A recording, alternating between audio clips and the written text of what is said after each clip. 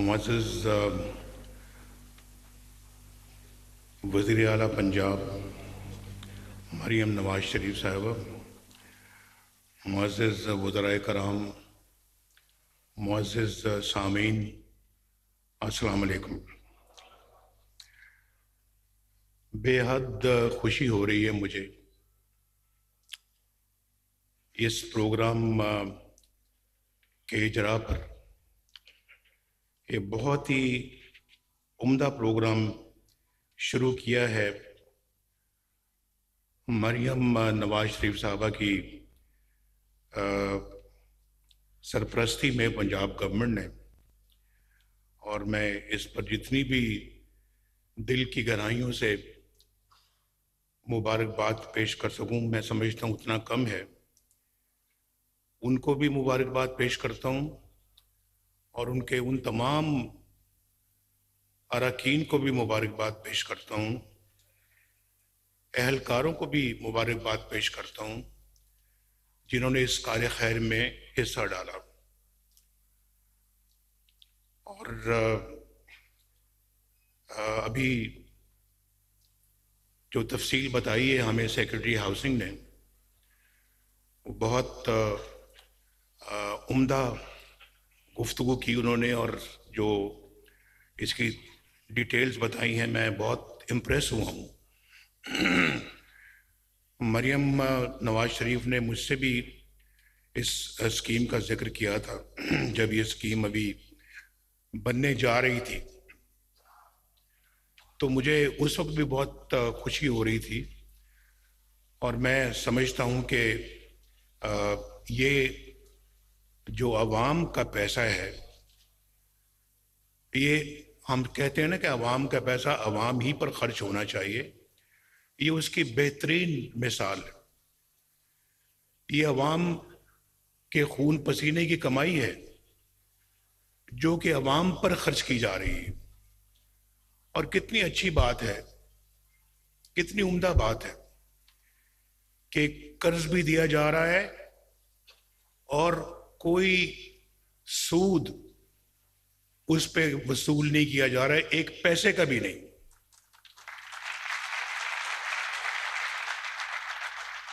ये स्कीमें जो है ना, ये मेरा ध्यान चला जाता है बहुत दूर। मैं तो 1947 से शुरू हूँगा कि इसमें 75 साल हो गए हैं, उससे ज़्यादा हो गए हैं इस मुल्क को बने हुए। मेरा ये ख्याल है कि अगर इस मुल्क के अंदर काम किया जा और काम करने दिया जाता, और जो पब्लिक के जो नुमाइंदे हैं, उनकी जो हुकूमतें बनी हैं, उनको भी अगर काम करने दिया जाता, तो आज इस मुल्क के अंदर एक भी शख्स ऐसा ना होता जो बेघर होता। ये बिल्कुल मेरा जाती ये मुशाहदा और तजुर्बा है, उसकी बिना पे मैं ये बात कर रहा हूं। 75 सालों में आज हमारी बहुत बड़ी पॉपुलेशन घरों से महरूम है। अभी मैं इनके फर्ते जज्बात को देख रहा था, जो अभी यहाँ पे मेरी बहनें आई हैं, बेटियां आई हैं और भाई आए हैं जिनको भी चेक मिला है, उनके चेहरे पे कितनी खुशी थी। उनमें से कुछ प्राइवेट जॉब्स करते हैं, कुछ सरकारी जॉब्स करते हैं, थोड़ी तनख्वाहों के मालिक हैं। ज़मीन का छोटा सा कोई टुकड़ा है, कोई 3 मरले का है, कोई 5 मरले का है, कोई 10 मरले का है, उस पे बनाने के लिए पैसे नहीं है। और आजकल कंस्ट्रक्शन इतनी महंगी है, आप जानते हैं, एक कमरा भी बनाना हो तो मेरा ख्याल इंसान परेशान हो जाता है कि इसके पैसे कहां से आएंगे। ये काम हमने बहुत पहले शुरू किया था। मैंने अभी 1947 से बात की है, 75 साल हो गए हैं। आप ज्यादा दूर ना जाएं, आप मेरे पहले दौर की तरफ चले जाएं, जब मैं पाकिस्तान का वज़ीर आज़म बना हूं, तो इस तरह की हमने बहुत सारी स्कीमें और भी शुरू की, लेकिन चंद ही महीनों के बाद, 2.5 साल के बाद, 2.25 साल के बाद हमें फारिग कर दिया गया। फिर आए, फिर आधा वक्त भी अभी अपना पूरा नहीं किया तो फारिग कर दिया गया। फिर आए तीसरी मर्तबा, मुश्किल से अभी आधा वक्त पूरा किया था, फिर फारिग कर दिया गया। क्यों? क्यों? कितने अच्छे अच्छे काम मुल्क के लिए हो रहे थे। पहले दौर को भी मैं याद करता हूं तो मैं कहता हूं अगर वो मोमेंटम जारी रहता, जो 1990 में हमने शुरू किया था, जब पहली मर्तबा अल्लाह के फजलो करम से मैं वज़ीर आज़म बना था, तो आज पाकिस्तान इतना खुशहाल मुल्क होता कि दुनिया रश्क से इस मुल्क की तरफ देख रही होती। लेकिन बदनसीबी है कि हम 2 कदम आगे, 4 कदम आगे जाते हैं, 8 कदम पीछे चले जाते हैं। और फिर मुस्लिम लीग नून अल्लाह के फजलो करम से पाकिस्तान की तामीर करती। मुझे बताएं तो जरा, ट्रैक रिकॉर्ड देखें, आप ट्रैक रिकॉर्ड देखें, बताएं मुझे और कौन सी ऐसी हुकूमत है, जमात है जिसने पाकिस्तान पे अपनी हुकूमत की हो और उसने इतना काम किया हो जितना कि पाकिस्तान मुस्लिम लीग नून ने किया। जरा आप मुकाबला करें, मुवाजना करें, बताएं मुझे, मैं सुनने को तैयार हूं। अगर सबसे पहले मोटरवे बनी तो किसके दौर में बनी? मुस्लिम लीग नून के दौर में बनी। अगर पाकिस्तान के अंदर मुआशी इस्तेकाम आया तो किसके दौर में आया? पाकिस्तान मुस्लिम लीग नून के दौर में आया। अगर रुपया स्टेबल रहा 104 पे, 4 साल उसको हमने बांध के रखा 104 रुपए में, किसके, कौन सा दौर था वो? मुस्लिम लीग नून का दौर था। मुल्क के अंदर बदतरीन लोड शेडिंग को खत्म किया तो किसने किया? बोले बोले बोले, दिल से बोले, जरा बात बताएं मुझे। मुस्लिम लीग नून ने किया। दहशतगर्दी अगर खत्म की तो किसने दहशतगर्दी खत्म की? मुस्लिम लीग नून ने खत्म किया अल्हम्दुलिल्लाह। इस मुल्क को एटमी कुव्वत बनाया तो किसने बनाया? मुस्लिम लीग नून ने बनाया। और पाकिस्तान के अंदर इतना, वहां हमने जो, मैं मोमेंटम की बात कर रहा हूं, मोटरवेज के साथ साथ पाकिस्तान के अंदर जो है वो, उस जमाने में हमने येलो कैब दी। आज भी देखें, येलो कैब को खत्म कर दिया गया, उस मंसूबे को खत्म किया गया। अगर वो जारी रहता तो आज एक मुहज्जब सवारी होती। यहाँ कौम के पास लोग, जैसे कि दूसरे मुल्कों में मुहज्जब सवारियां मिलती हैं, तो यहाँ पाकिस्तान के अंदर भी अवेलेबल होती। इस मुल्क के अंदर सबसे पहली ऑरेंज लाइन अगर बनी है तो किसने बनाई? मुस्लिम लीग नून। जाएं देखे जाके, मुझे बताएं, जो बिलियन ट्री की बात करते थे, 1 अरब दरख्त, जो 350 डैमों की बात करते थे, जो वहां पे अपना न जाने कौन कौन से बड़े बड़े मंसूबे बताया करते थे, इस तरह की एक भी ऑरेंज लाइन पूरे मुल्क के अंदर कोई है? मुझे बताएं, जो मुस्लिम लीग नून ने बनाई है। भाई, क्या बातें करना कुछ और होता है और झूठ की सियासत कुछ और होती है। आज पंजाब में अल्लाह के फजल करम से अगर यहाँ पे जो है वो बिजली सस्ती हो रही है, तो मैं मरीम नवाज शरीफ साहबा को, इनकी हुकूमत को बहुत दिल की गहराइयों से मैं शाबाश देता हूँ।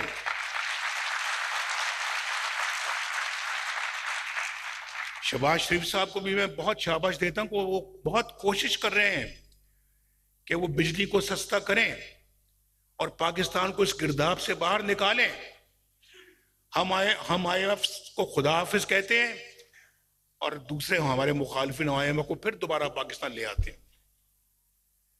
और वो IMF पाकिस्तान के अंदर जो चाहती है वो कहती है जी कि ये नहीं करना, हुकूमत को करना पड़ता है, ये मानना पड़ता है। लेकिन हमने आईएमएफ को हाथ मिला के कहा अच्छा थैंक यू वेरी मच, अब आपकी जरूरत नहीं है हमें। और फिर जब मेरी हुकूमत को खत्म किया गया तो दोबारा आईएमएफ पाकिस्तान आ गया।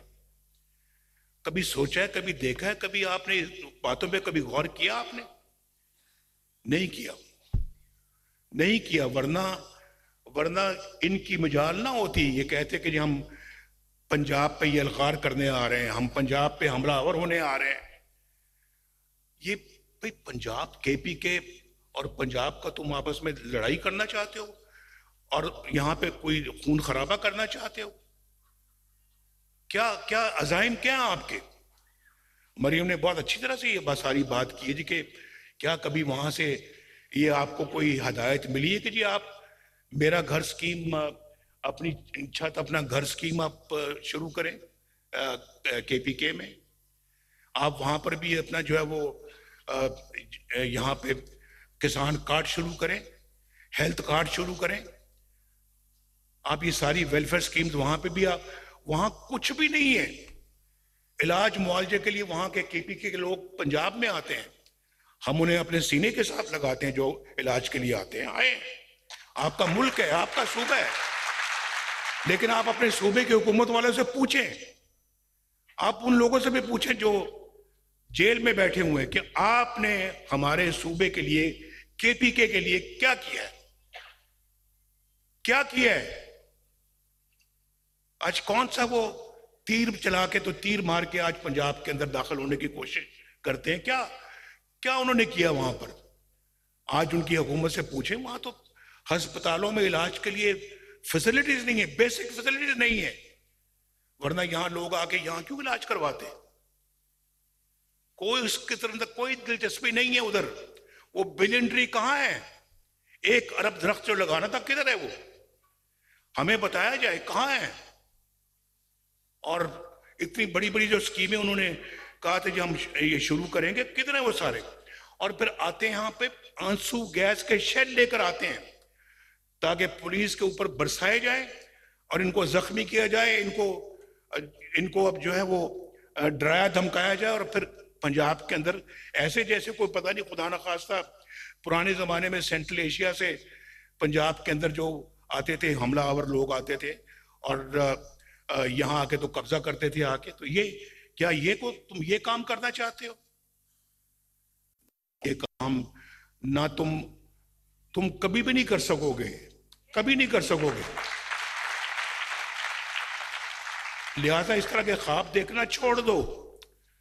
अगर तुम वहां पे कुछ करना चाहते हो तो अपने अवाम के खिदमत का काम करो, वहां पे गरीबों की देखभाल करो, उनको घर दो, उनको ट्रैक्टर दो, उनको ये जो है हेल्थ कार्ड दो, उनको किसान कार्ड दो।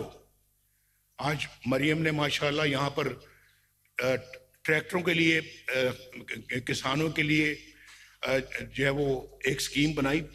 लाखों लोगों ने ट्रैक्टरों के लिए अप्लाई किया। कितने लोगों ने? 10 लाख लोगों ने ट्रैक्टरों के लिए अप्लाई किया है। और फिर ये जो मेरा घर स्कीम के लिए 5 लाख लोगों ने जो है वो अप्लाई किया है। अभी शहबाज शरीफ साहब ने भी 50 अरब रुपया दिया बिजली के हवाले से कि इसके रेट्स को कम किया जाए। और फिर पंजाब ने कितना दिया था आपने? 55 अरब रुपया, 55 अरब रुपया दिया है बिजली सस्ती करने के लिए 2 महीने के लिए, अगस्त सितंबर। और मैंने इनको ये कहा, उनका ये मंसूबा भी है कि आइंदा के लिए बिजली को सस्ता करने के लिए हम सोलर पैनल्स की तरफ जाएंगे ताकि ये रफड़ ही खत्म हो जाए और बिजली लोगों को सस्ती बिजली मिले। लेकिन उस पर अभी वक्त लगेगा और पैसा भी बहुत दरकार है। ठंडा नहीं, दूसरा दे दे, थैंक यू।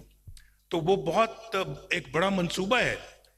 देखें, अगर ये 50-60 जो अभी बिजली के लिए दिया है, ये अगर उसके लिए ना देना पड़ता, ना दिया जाता, उसके बगैर ही काम चल जाता, तो ये 50-60 अरब रुपया जो है ये इस स्कीम की तरफ चला जाता। इस स्कीम की तरफ या किसान कार्ड की तरफ जाता। और अभी मरियम ने आपको बताया है कि इंशाल्लाह इन 5 सालों में अल्लाह के फजलो करम से ये 5 लाख घर इंशाल्लाह उसके लिए ये कर्जे देंगे 5 लाख लोगों को। ये बहुत बहुत बड़ी बात है। मैं अभी 1 बिलियन ट्री की बात कर रहा था, मुझे याद आ गया इससे, वो 50 लाख घर किधर हैं? पूछे कोई भाई, पूछे जो भेड़ बकरियों की तरह से कई लोग उनके पीछे जो चल पड़ते हैं, उनसे पूछे हमें 50 लाख घरों का हिसाब तो दो, किधर है वो घर? जो इतने बड़े वादे किए थे वो कौन सा इफा किया आपने, वादा कौन सा पूरा किया है? पूछे आप उनसे। कुछ नहीं है, कुछ नहीं, कारकर्दगी सिफर, मार धाड़ नंबर 1। और फिर एहतजाज ही एहतजाज रहा, चाहे वो हुकूमत में थे चाहे वो अपोजिशन में थे, उनका काम ही एहतजाज। सड़कों पे, सड़कों हमने मोटरवे से एहतजाज के लिए तो नहीं बनाई थी, जहां मौका मिलता है वहां पे एहतजाज। देखें, मैं जब प्राइम मिनिस्टर था तो कहा गया, वो जब इस्लामाबाद में 4 महीने वो जो अपना उन्होंने शुरू किया हुआ था काम, तो उस पर उन्होंने 4 महीने, आपको पता है क्या क्या क्या अल्फाज इस्तेमाल किए? हम नवाज, मैं उस वक्त प्राइम मिनिस्टर हाउस में था इस्लामाबाद में, मुझे मेरे चीफ मेरे मिलिट्री सेक्रेटरी ने कहा जी कि बाहर बहुत शोर शराबा है और खतरा है और ये है, तो हम हेलीकॉप्टर में यहाँ से चलते हैं, आप लाहौर चले जाएं या कहीं और चले जाएं। मैंने कहा यार क्या बात कर रहे हैं आप, ऐसे जमाने में, हम ऐसे वक्त में मैं इस्लामाबाद को छोड़ के लाहौर चला जाऊं? आप मुझे कैसा मशवरा दे रहे हैं? तो मुझे कहने लगे कि ये देखें ना, आपको कह रहे हैं कि जी मैं नवाज शरीफ को उसकी गर्दन में रस्सा डाल के खींच कर मैं वज़ीर आज़म हाउस से बाहर निकालूंगा। ये अल्फाज उस शख्स के हैं जो आज जेल में है। और मैं वो फलां तुम्हें, वो आईजी मैं तुम्हें जेल में डालूंगा, वो चीफ सेक्रेटरी मैं तुम्हें छोड़ूंगा नहीं, वो फलां मैं तुम्हें छोड़ूंगा नहीं, मैं तुम सबको जेलों में डालूंगा, तुम सबको मैं वो सलूक करूंगा जो तुम याद रखोगे। इतना बड़े बड़े बोल मत बोला करो, मत बोला करो, आजी सीखो, आजी। अल्लाह ताला से माफी मांगो, जो करोगे फिर बाद में भरोगे, और जैसा करोगे वैसा भरोगे। वो कहते ना कि as you sow so shall you reap. तो इस दुनिया में जो करोगे सामने आएगा, एक दिन सामने आएगा। मैं तो आज कोई तकरीर के मूड में नहीं था, और आप जानते कि मैं आजकल जरा तकरीरें भी कम करता हूं, लेकिन ये मैं बहुत सारी चीज़ें तो आज गिनवा भी नहीं रहा यहाँ पर, लेकिन मैं आपको ये बताना चाहता हूँ कि ये जो ना, ये ऐसे अनासर को कि कुछ सख्ती के साथ जो ना वो डील करना चाहिए। और एक मुझे बताएं, वो जो 5 जजों ने मेरे खिलाफ जो फैसला किया था कि वज़ीर आज़म को निकाल दो, 25 करोड़ का एक वज़ीर आज़म है, उसको 5 जज बैठ के निकाल रहे हैं, और किस बिना पे कि तुमने अपने बेटे से तनख्वाह नहीं ली। और कितनी तनख्वाह? 10,000 दिरहम। तो लिहाजा तुमने उसको नहीं लिया, तुमने उसको अपने बुक्स में शो नहीं किया, लिहाजा तुम्हारी छुट्टी, तुम फारिग। 25 करोड़ के अवाम को 5 जज बैठ के इस बना पे फारिग करें, इस बना पे। जरा आप देखें तो सही ना कि वजह फारिग करने की क्या, तनख्वाह नहीं ली बेटे से। ये नहीं कि मैं आपसे तनख्वाह नहीं ली, या आपसे को मैं कुछ 25 जो है 10,000 अरब रुपये लेके मैं गायब हो गया हूं। मैंने बेटे से तनख्वाह नहीं ली, वो भी 10,000 दिरहम। तो बताएं कि कितना बड़ा जुल्म है। और फिर जो ये जो थे वहां के उस जमाने के चीफ जस्टिस साकिब निसार, उसकी ऑडियो लीक मेरे पास आज भी मौजूद है। कहता है कि हमने तो भाई नवाज शरीफ को और मरियम को जेल में रखना है और इमरान खान को लाना है। और फिर मैं उन भेड़ बकरियों से पूछता हूं जिसका मैंने अभी नाम लिया है कि आपने सुनी है कि साकिब निसार ने क्या कहा है? अगर सुन लो तो मेरे ख्याल आप भेड़ बकरियों वाला काम बंद कर दोगे। ये तो हाल था, किया कराया कुछ नहीं उन्होंने, और बर्तन भी सारे तोड़ दिए। भाई मैं तो आपके पास वहां गया था, बनीगाला में गया था मैं कि आओ मेरे भाई चलो मिलके मुल्क की खिदमत। और वहां पे 1 घंटा मैंने आपके साथ बैठा। मैं वो 1 घंटा तो मैंने आपके साथ मीटिंग की, लेकिन वो आपने मुझे कहा जी हाँ जी बिल्कुल ठीक बिल्कुल ठीक। उसके बाद आप लंदन चले गए और धरने का प्रोग्राम बना के आप वापस आ गए और यहाँ पे पाकिस्तान में आपने धरना शुरू कर दिया। ये धरनों की सियासत ने आज पाकिस्तान को ये दिन दिखाया है जो मैं 75 साल की अभी बात की है मैंने। इन्हीं धरनों ने और इन्हीं लोगों ने, अगर नवाज शरीफ देखें जो है वो पाकिस्तान के अंदर इतना अच्छा काम कर रहा था, सस्ती बिजली, इंतहाई सस्ती थी बिजली, गैस सस्ती थी, 10-10 रुपए किलो सब्जियां मिलती थी, घी सस्ता था, चीनी सस्ती थी, गोश्त सस्ता था, गरीब आदमी का गुजारा होता था, पैसे महीने के बाद बच भी जाते थे।